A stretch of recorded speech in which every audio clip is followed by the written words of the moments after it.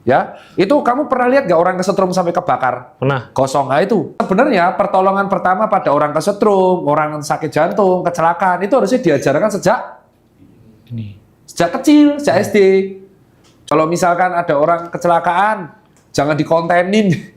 Ya pertolongannya ini, aku nggak tahu, mungkin kamu sange ya lihat orang bocor dasi itu. Cuma kalau dari saya ada orang kayak gitu, pertolongan orang kesetrum, pertolongannya ini. Karena kita tidak pernah mendapatkan edukasi hal itu, akhirnya ketika dewasa kita tuh jadi takut melakukan atau pertolongan pada seperti itu gitu loh. Dan kita tuh sangat kurang melek terhadap apa yang namanya K3, keselamatan kerja gitu loh.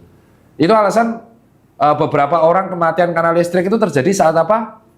Membangun rumah atau renovasi rumah. Kemarin contoh, saya tuh kan mau renovasi rumah.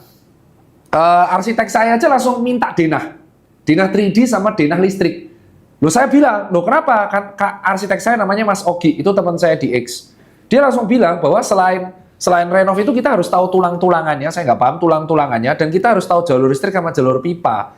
Jangan sampai nanti saya sudah mendesain, saya meminta kontraktor dan mandor saya nggak tahu jalur listrik, maka kesetrum. Nah gitu loh, itu alasan kenapa ketika renov rumah, saya nggak mau asal, saya memakai arsitek yang ahli. Biar ketika saya nanti bangun rumah nggak runtuh. Kalau nggak runtuh, kesetrum. Karena hal yang sepele ini juga bisa mengakhiri nyawamu. Gitu.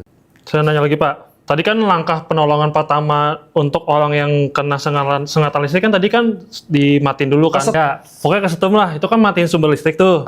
Nah, habis itu kan korban istilahnya kita nggak bisa nolongin nih, karena dia kan nggak boleh dipegang dulu, karena masih kena aliran listrik. Itu habis itu harus diapain Pak? Ya diberikan pertolongan pertama luka bakar, bisa dipegang, cuman kita harus memakai isolator yang benar. Kamu jangan langsung megang pakai tanganmu, karena tubuhmu tuh adalah konduktor tuh loh. Kamu pakai glove, atau kamu pakai selimut yang benar-benar kering, dan kamu pakai alas kaki. Jauhkan korban dari sumber listrik, habis itu langsung diberikan penanganan ke gawat dauratan dan dibawa ke IGD. Dia harus diberikan ke IGD berat, jangan kau kasih teh hangat mas. Itu sama aja membuat dia semakin cepat wafat. Bawa aja ke IGD udah, kamu tuh harus 118, ambulansi 118.